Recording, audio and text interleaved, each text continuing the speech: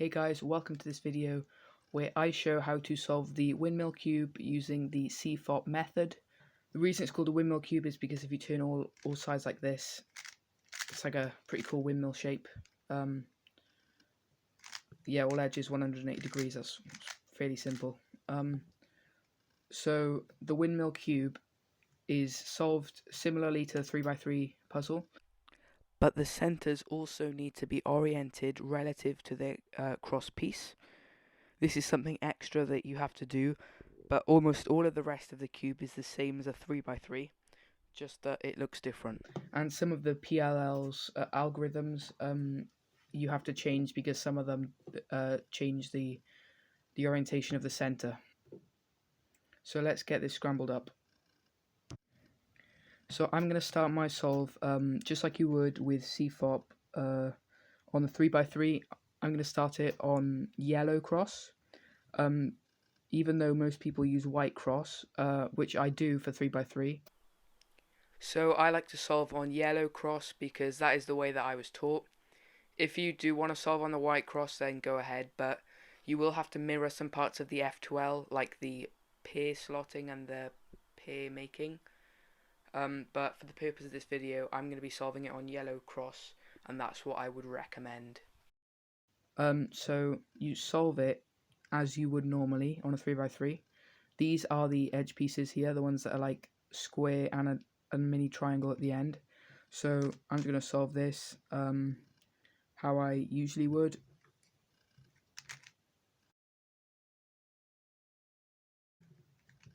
It's a bit difficult to hold at the beginning, but you can see now I've done the yellow cross. But this is the step at the beginning where you've got to orient the center pieces to match the edge pieces of the cross. Otherwise it will be impossible to solve.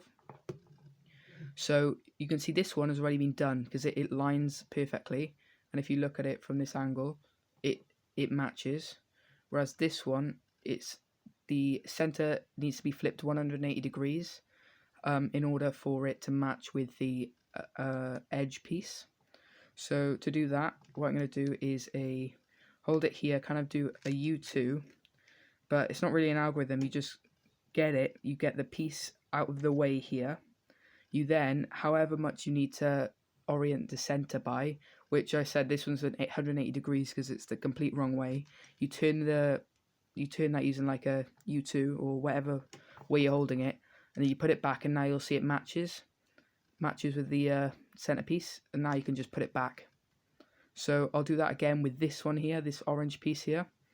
If you push it away here, because if you push it away here, right, and then you move it so that it will match up. See, that will match up. If I move it here, these two won't match, but they do now.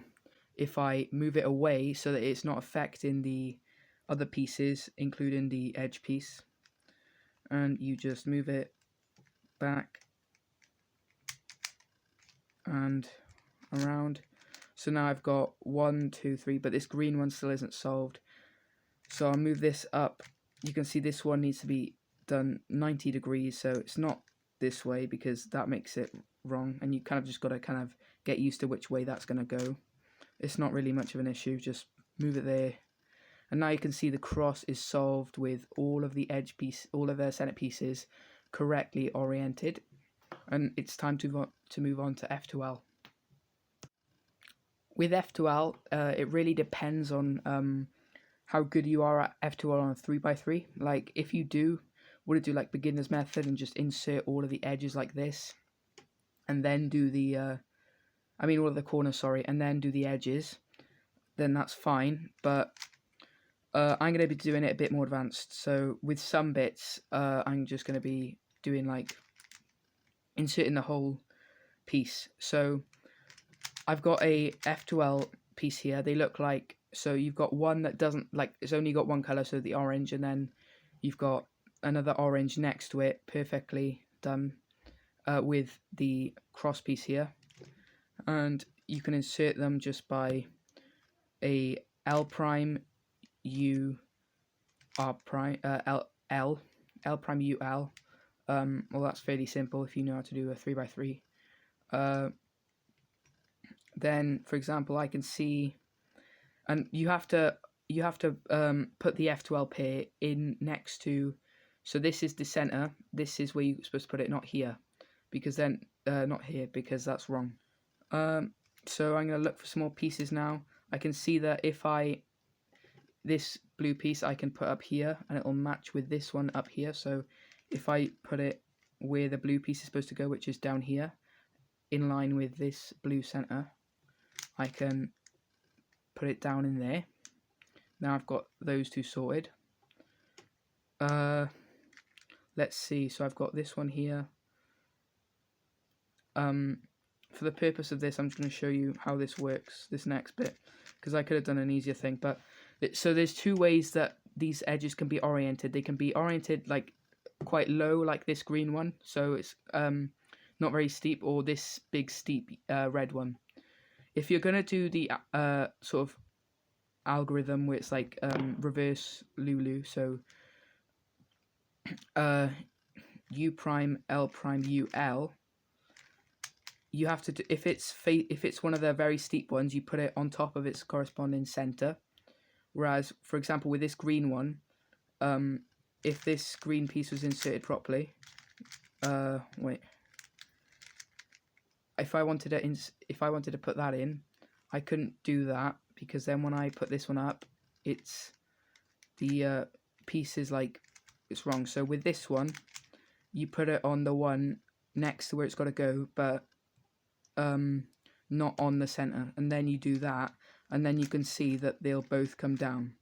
The F12 pairs, it doesn't matter whether they're both facing up or both not that steep, both steep or not that steep, but as long as they are the same, then you can insert them easily.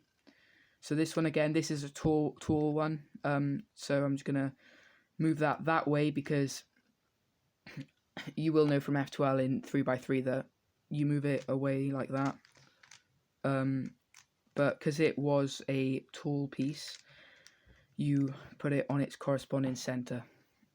Sorry about the shakiness of the camera, by the way. And if it does, like, I haven't got a great camera at the minute, so it might like blink sort of, but I'm sorry about that. I don't know what to say really. So now you're on OLL, which you should know. I got you can just do this normally. It's very simple. Now the cube will be much easier to hold. So I'm sorry. I think I did a I already started off the OLL there without even talking about it, because I'm just so used to it. But yeah, if you know how to do OLL from 3x3, you kind of need to know how to solve 3x3 for this. I mean, you're a bit screwed otherwise, if I'm completely honest with you. So I know that this is an anti-soon case, so I'll just do the anti-soon algorithm. Now you move on to PLL, which is, in my opinion, the most difficult part of this cube, because with 3x3, PLL cases, like for example this JPerm, like you can recognize it really easily, but on this you kind of got to look at where the pieces have to move in order to work out what permutation it is. So this PLL case, I can see that this bit is all correct. That needs to swap with that one needs to swap with that one, and that one needs to swap with that one. So it is a U perm because all of the edges are correct, just these three, and it is a U A perm, I believe, because they are going anti-clockwise that way, the pieces. So this is quite important. With U-perms, there is a special thing you need to know, that you can't do your regular U-perm algorithms, because U-perm is the only permutation that you can't just use one of your regular 3x3 ones. Like for example, you can't use that algorithm, and you also can't use the M algorithm. So like, you can't use that. You've got to use these new algorithms, which I'll have down now. So yeah, I'll show you those now. So starting off the PLLs, the UA perm goes F2 U L R prime F2 L prime R U2 L R prime F2 L prime R, and then it is a U move and another F2. And that solves the UA perm case. And the UB perm algorithm is similar to the one that I just showed for the UA perm, but the U moves are different. So it starts off with F2 again, but this time it's a U prime. Then it's L R prime F2, L prime R U2, L R prime F2, L prime R U prime, and solved the cube. So for VPerm there is also a specific algorithm that you've got to learn. You can't use your regular VPerm, which might be the one that begins with R prime U prime, and then a Y rotation. So you're going to have to learn this one. So it goes lowercase l prime U R prime D2 R U prime R prime D2 F R F prime R U2 lowercase r prime U, and then lowercase r and a U2. And you can see that that solves that case. ZPerm is another algorithm that will twist a center. It's fairly easy to recognize because all of the corner pieces are permuted correctly. It's just the edge pieces need to be swapped. So hold it so that these two need to be swapped and these two need to be swapped, and do this algorithm. So it's r prime U prime R prime F R F prime U R U prime R prime U prime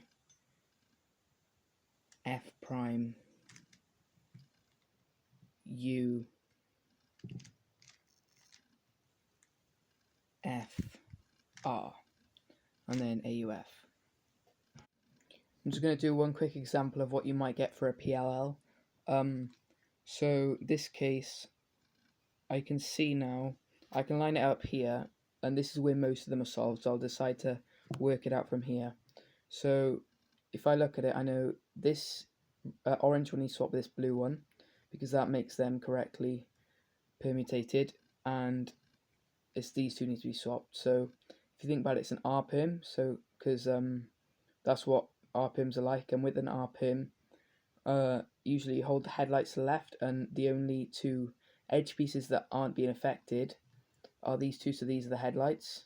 It's a bit tricky to explain, but these two and these two are the ones being moved, so these two are the only headlights that aren't being moved.